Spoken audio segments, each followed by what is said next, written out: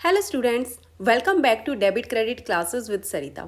आज हम एक ऐसा टॉपिक कवर करेंगे जो एग्जाम के साथ साथ रियल लाइफ बिजनेस वर्ल्ड में भी काम आता है और इस टॉपिक का नाम है bill of exchange. Bill of exchange एक ऐसा रिटन डॉक्यूमेंट है जो अनकंडीशनल है और एक पर्सन दूसरे पर्सन को एक सर्टेन डेट पे सर्टेन अमाउंट पे करने का ऑर्डर देता है बिना किसी कंडीशन के।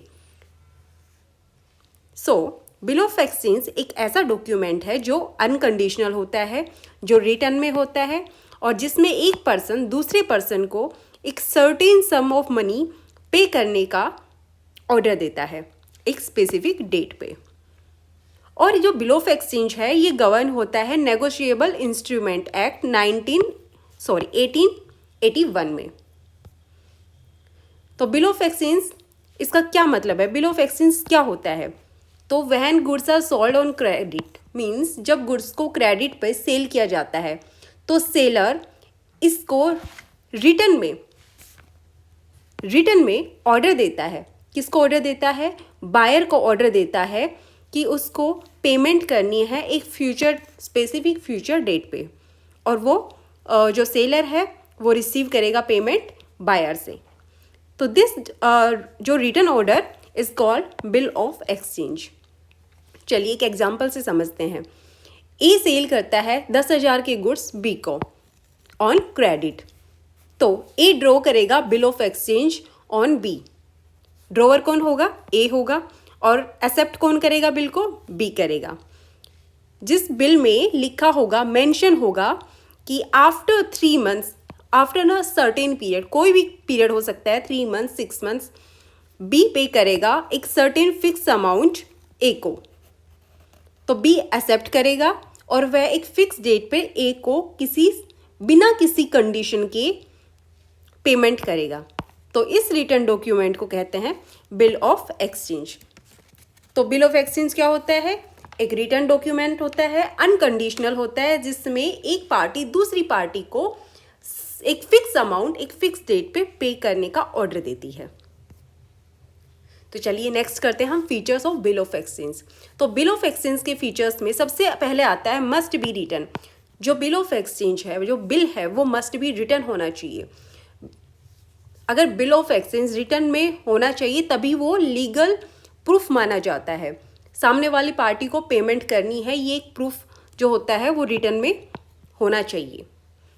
Contain a unconditional order, second इसकी फीचर है कि पेमेंट करने की कोई भी कंडीशन नहीं होनी चाहिए। जैसे प्रॉफिट हुआ तो ही पे करेंगे, ऐसी कोई कंडीशन उसमें बिल ऑफ एक्सचेंज में नहीं होनी चाहिए। तो बिल ऑफ एक्सचेंज एक अनकंडीशनल ऑर्डर होता है। थर्ड है must be sign by the drawer of bill. Drawer of bill कौन होता है?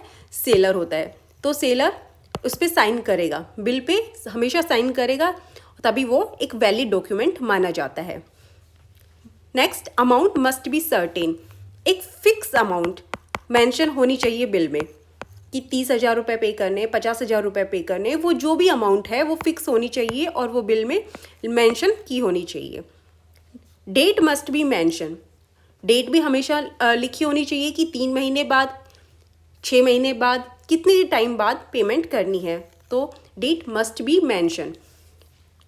Parties must be certain, parties के नेम भी बिल में मेंशन होने चाहिए कि बायर कौन है, सेलर कौन है, उन दोनों पार्टीज के नाम बिल में मेंशन होंगे। लास्ट है प्रॉपरली स्टैम्प्ड, बिल पर स्टैम्प लगी होगी तभी उसको लीगली वैलिड डॉक्यूमेंट माना जाएगा। अगर उस पर स्टैम्प नहीं लगी हुई बिल पे तो वो इनवैलिड डॉक्यूमेंट माना जाएगा। नेक्स्ट है parties to a bill of exchange. Bill of exchange की कौन कौन सी पार्टीज होती हैं, कितनी पार्टीज होती हैं? तो ये वाला जो क्वेश्चन है ये एग्ज़ाम में थ्योरी में पूछा जाता है कि बिल ऑफ एक्सचेंज की कितनी पार्टीज होती हैं, उनके बारे में मेंशन करना होता है। तो ये स्टार्ट करने से पहले मैं आप लोगों से रिक्वेस्ट करूँगी कि अगर आपको वीडियो यूज़फुल लग रही है तो प्लीज़ लाइक एंड शेयर ज़रूर करें और सब्सक्राइब करें। तो चलिए स्टार्ट करते हैं। बिल ऑफ एक्सचेंज में 3 पार्टीज होती हैं, ड्रॉवर, ड्रॉई एंड पेई। अब ये ड्रॉवर कौन होता है, ड्रॉवी कौन होता है और पे कौन होता है? तो ड्रॉवर वो पर्सन होता है जो बिल ड्रॉ करता है, जो बिल बनाता है, यानी वो पर्सन जो बिल बनाता है मीन्स सेलर। कौन बनाएगा? जो सेल कर रहा है, जो क्रेडिट पे गुड्स को सेल कर रहा है, सेलर हमेशा बिल को ड्रॉ करता है, तो उसको बोलते हैं ड्रॉवर। ड्रॉई कौन होता है? Person who accept the bill, जो बिल को एक्सेप्ट करता है मीन्स जो बायर होता है, जिसको पेमेंट करनी है, पेमेंट करता है, उसको बोलेंगे ड्रॉई। वही तो प्रॉमिस करेगा कि मैं बिल पे कर दूंगा। नेक्स्ट है पेई।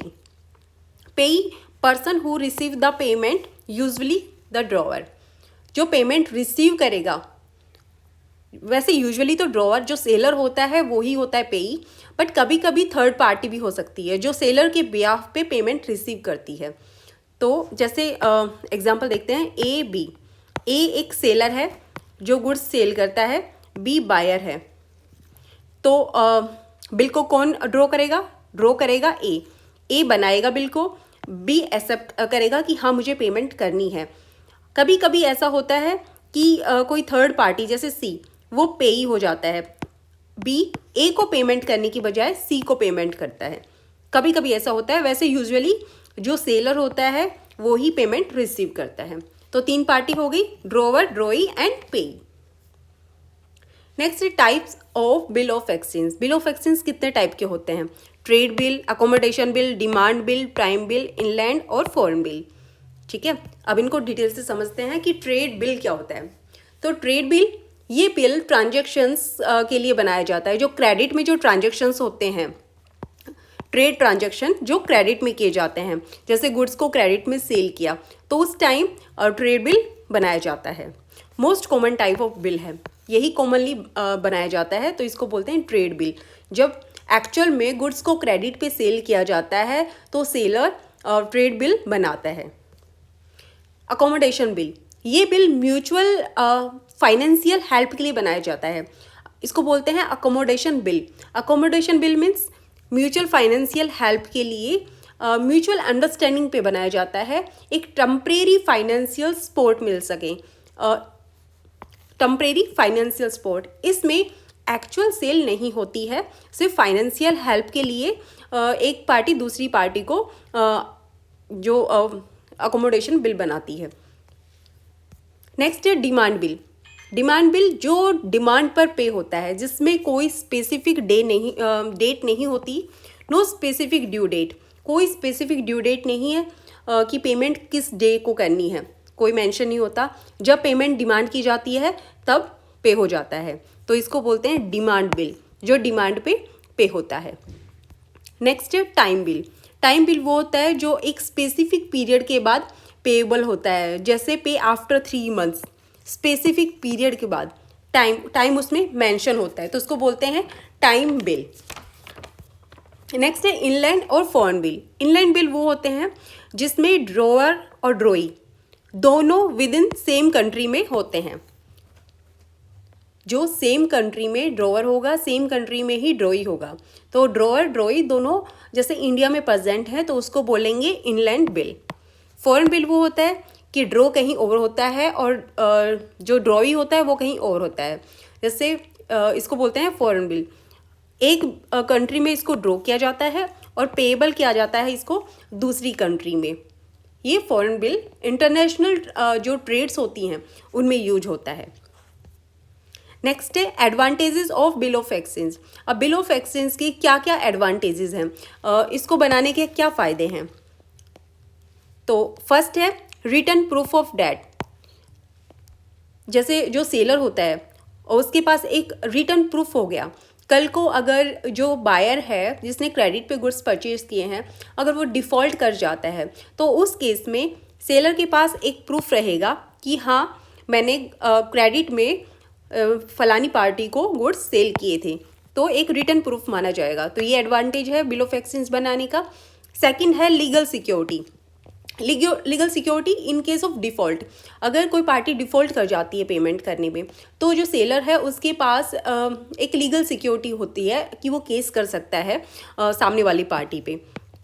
थर्ड है fixed payment date. Fixed payment date easily जैसे जो पेमेंट की जो डेट है वो अक्सर मेंशन होती है बिल ऑफ एक्सचेंज में। तो एक फिक्स डेट पे जो बायर है वो सेलर को पेमेंट कर देता है। इजी ट्रांसफरेबिलिटी, इजीली ट्रांसफ़र हो जाता है। Next, can be discounted from bank. ये बैंक से कभी भी हम इसको डिस्काउंट करवा सकते हैं जब पैसे की ज़रूरत हो, और जैसे टाइम पीरियड अभी नहीं हुआ है जितने पे ड्यू होना था, तो अगर उससे पहले अगर पैसे चाहिए सेलर को तो बैंक से उसको डिस्काउंट भी करवा सकते हैं। Helpful in credit transaction means credit पे जो सेल करते हैं तो इजीली हम क्रेडिट्स पे गुड्स को सेल कर सकते हैं, क्योंकि हम बिल ऑफ एक्सचेंज हमारे पास होता है तो उस केस में हमारे पास गारंटी है कि सामने वाली पार्टी डिफ़ॉल्ट नहीं करेगी। तो ये थे बिल ऑफ एक्सचेंज के कुछ एडवांटेजेस। ये काफ़ी, जैसे बिजनेस वर्ल्ड में इस बिल ऑफ एक्सचेंज को काफ़ी इंपॉर्टेंट डॉक्यूमेंट माना जाता है। ये इसको बनाया ही जाता है जब भी कोई ट्रांजेक्शन्स होते हैं तो बिल ऑफ एक्सचेंज जनरली बनता है। सो आई होप आप लोगों को बिल ऑफ एक्सचेंज अच्छे से समझ आ गया होगा, और जिसने अभी तक लाइक और सब्सक्राइब नहीं किया तो प्लीज़ अब कर लें। और थैंक यू सो मच। अब मिलते हैं नेक्स्ट वीडियो में एक नए टॉपिक के साथ।